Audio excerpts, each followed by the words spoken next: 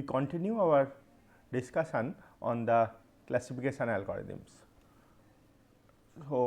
So far we have studied 3 classification algorithms: the decision tree, which splits up the attribute space into rectangles, boxes. Then we studied the Bayesian classifier, where what we do is that we try to figure out the probability of a point of an instance belonging to a class, and whichever class has the highest probability we put it into that. And then we also saw the nearest neighbor classifier, which is an approximation of the Bayes classifier, where we look at the neighbors and then we assign to the majority class among its neighbors. So, now we extend our methods to one more algorithm for classification. The idea is like this. I will explain you with an figure. Is that what I want to do is to kind of show you a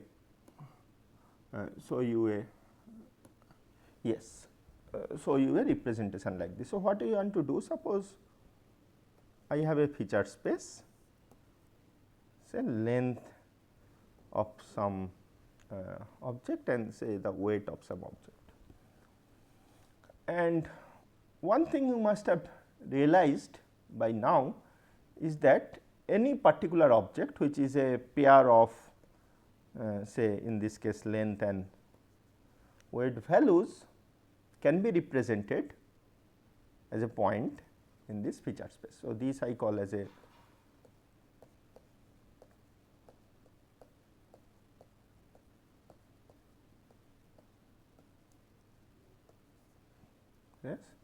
or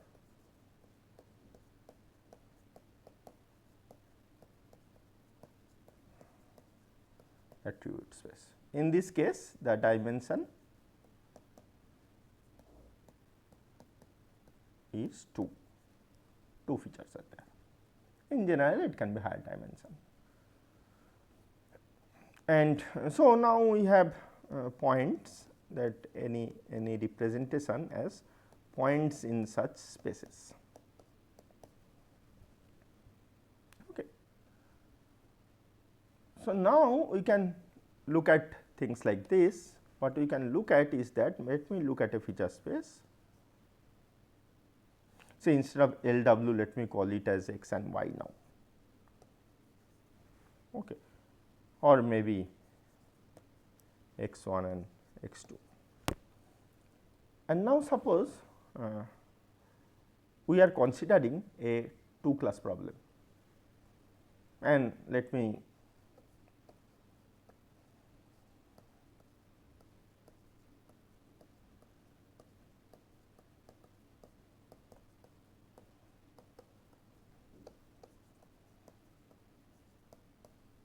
problem. I can name these 2 classes as anything, but let me so that I can pictorially explain you properly, let me call one of them as a positive class and other as a negative class. Okay. And now, I draw all my positive class points in the feature space, and also I draw all my negative class points.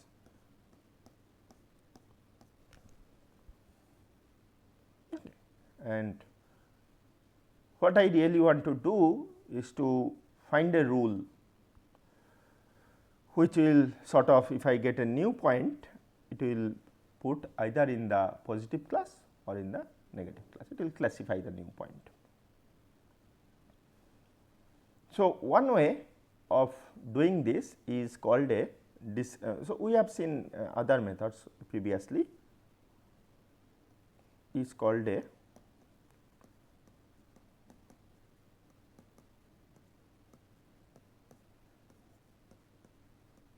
discriminant analysis. Okay. So, what the discriminant analysis does is to draw a sum boundary which, so basically draw what is called a class boundary.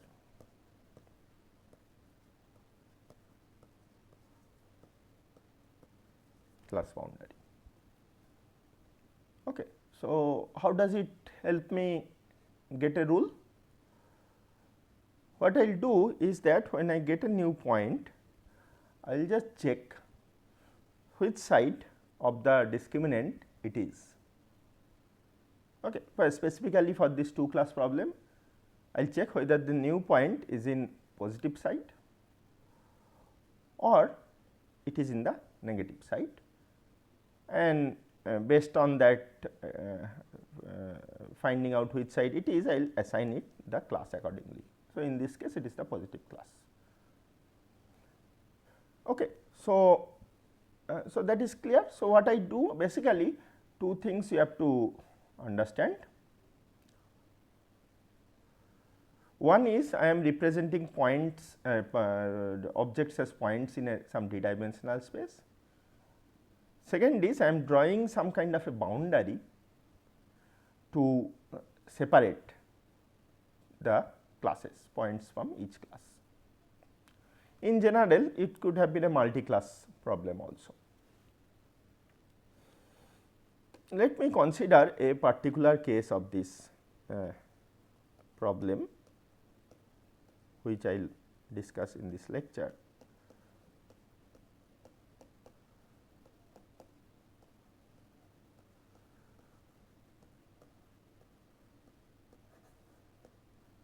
Is the case of linear discriminants. That means, if I have 2 features and 2 classes as well,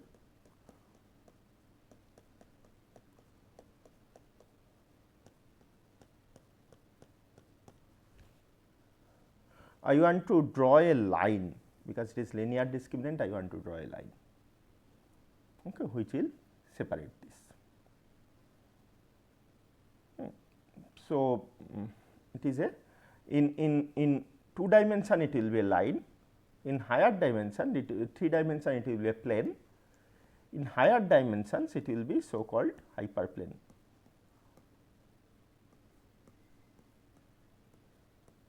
Okay. Rather I would call it a separating hyperplane.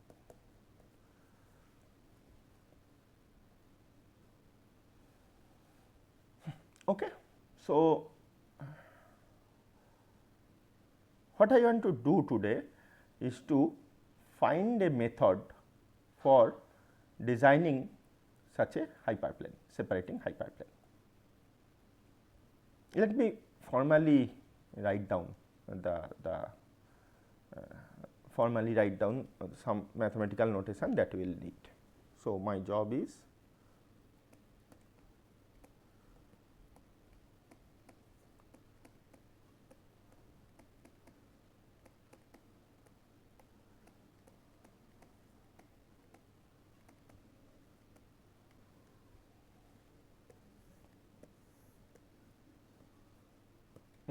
for explaining, I am considering 2 attributes. In general, there can be more attributes. So, what I have is a set of points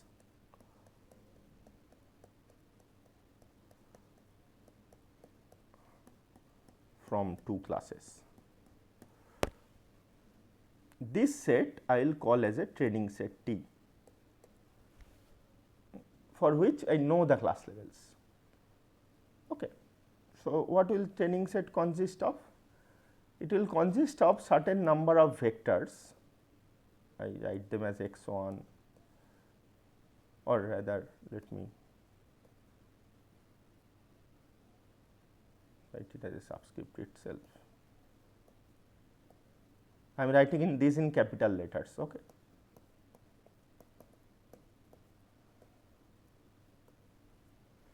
Where each of these vectors xi has 2 components, small x 1 I and small x to y, which are the two feature values. So, suppose this is my x I, this is small x 1 I, and this is small x 2 I. Okay. So, I have some points given like that. I am just writing down the notation. And my training set is not yet complete, because I know the labels, I know the class values for each of these endpoints. So, what I have along, actually my training set consists of not just x1, x2 values, but sorry, capital letters, let me write it properly.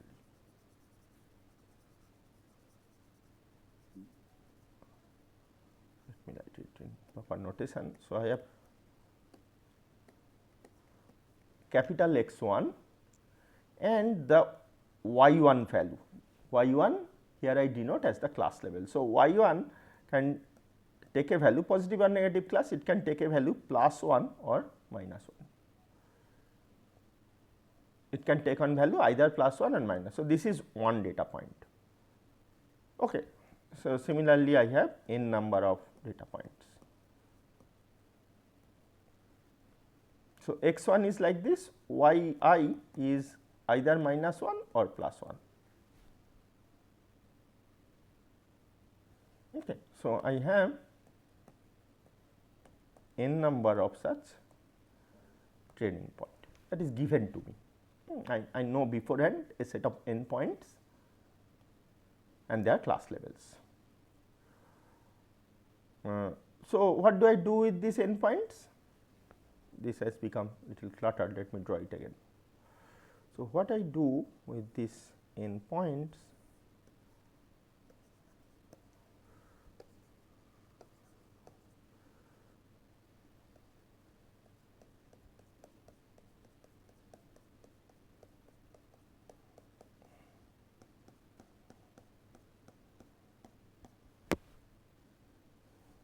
is to use them to find out a good linear discriminant.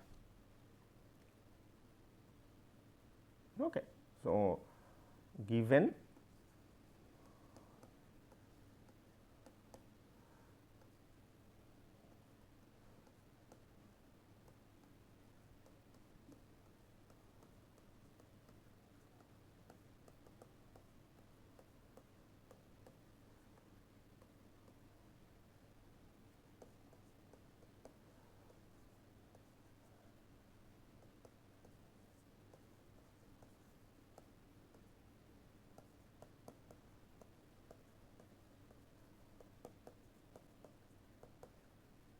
discriminant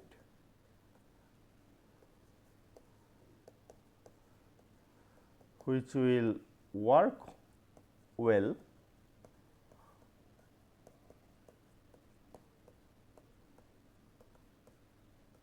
classifying future points.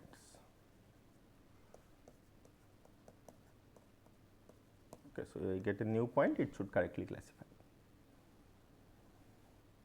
Okay. So, let me see what is the equation of this linear discriminant we are talking about. Okay. Equation of the linear discriminant we are talking about. So, you think a little bit and you will appreciate that I can write down a linear discriminant as a equation of a straight line, sorry.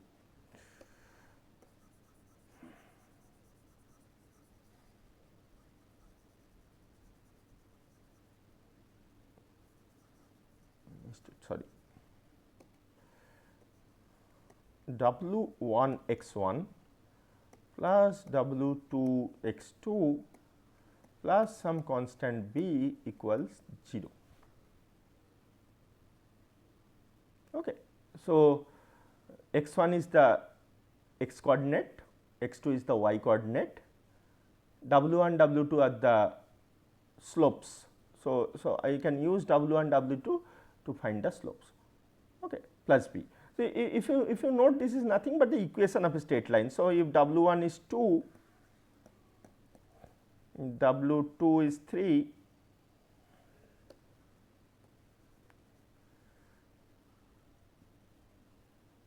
W2 is 3, then I can, and B is 4, this is nothing but the equation of a straight line, okay, in 2 dimension. Okay. So, I can give values of W1, W2, WB and get different straight lines. So, B sort of determines the offset. If B is 0, the straight line will pass to the origin. So, what is my job now? My job now is to, given these training points, given this training, let me draw again.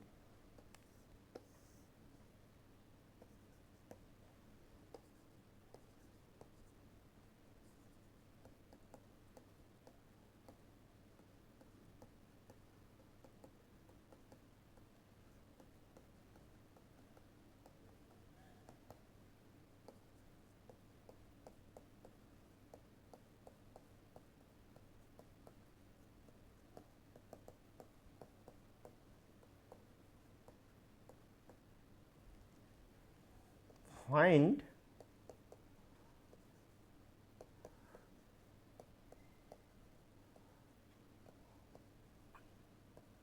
such that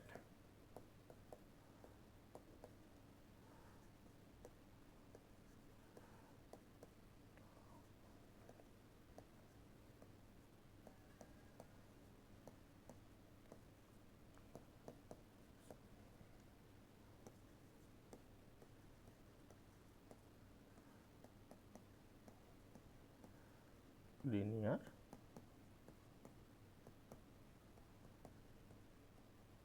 discriminant. Okay. So, in other words, design a linear discriminant. So, given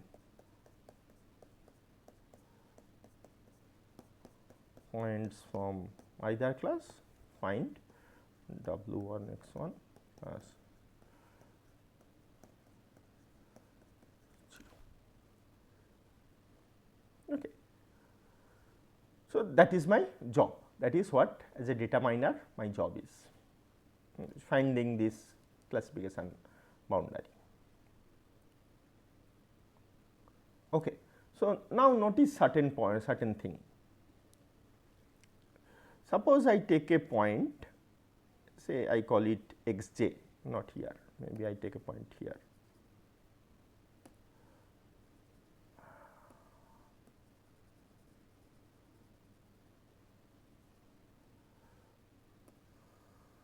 Suppose I take a point xj, which has two coordinates x1j, x2j, small x2j. Okay. So, suppose what is the value of this quantity x1j given some w, given some line,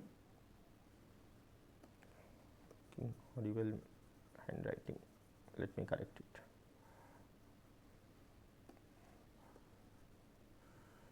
x1j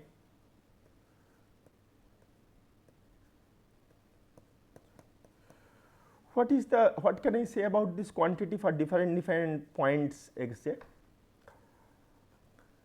If the point is on this line, if the point falls exactly on this line, you can actually figure out that this quantity, if I just plug in xij, x2j, x1j, x2j will be equal to 0 if xj is on the line, right. What happens if xj is here? Then that means if xj is in the non-origin side, which I call as the positive side, then this quantity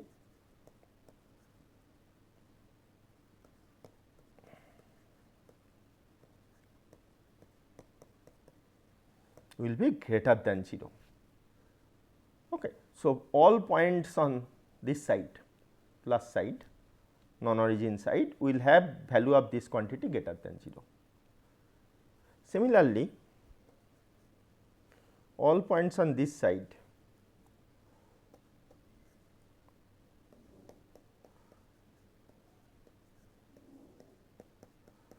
will have a value less than 0. Okay, will have a value less than 0. So, one thing you notice is that what I am actually doing is that I am kind of looking at sign of this quantity. Okay. I am looking at sign of this quantity I am examining. So, how does that help me? It helps me in the following way.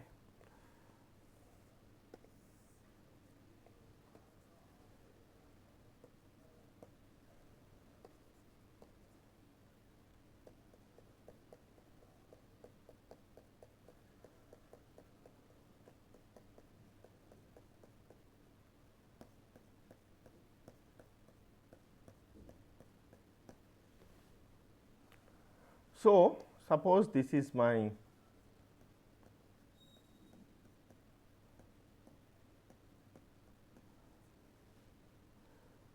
B. If I pick up a point whose y value is plus 1,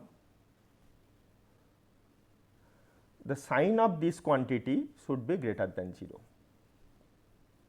Okay. So, if it is plus 1, this should be greater than 0. Similarly, if I pick up a 1, if the sign of y is minus 1, then this quantity, this point should lie on the origin side. So, basically what I am saying, all positive points, positively labeled points should lie on non-origin side and all negatively labeled points should lie on the origin side. So, here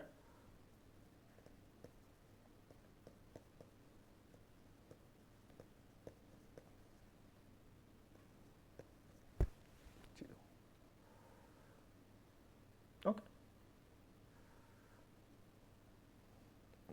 So, if I am trying to draw, my job you remember is to draw a good hyperplane. One property this good hyperplane should satisfy is that it should put all plus points on the origin side, non-origin side, and all minus points in the origin side.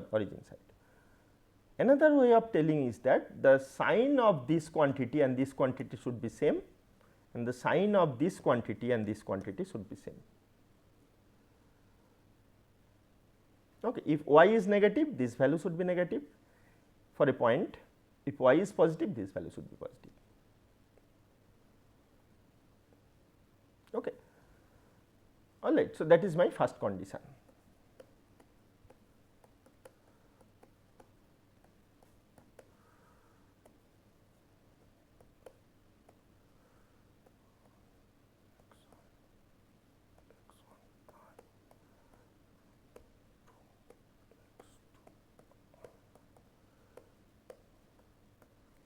This means if both have them same sign, their product will always be positive.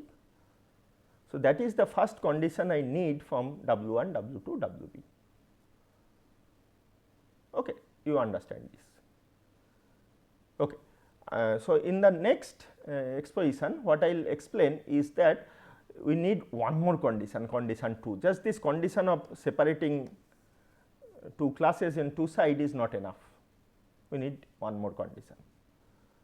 Okay. So, I will stop in this lecture here. In the next class, I will start with explaining that condition. Thank you.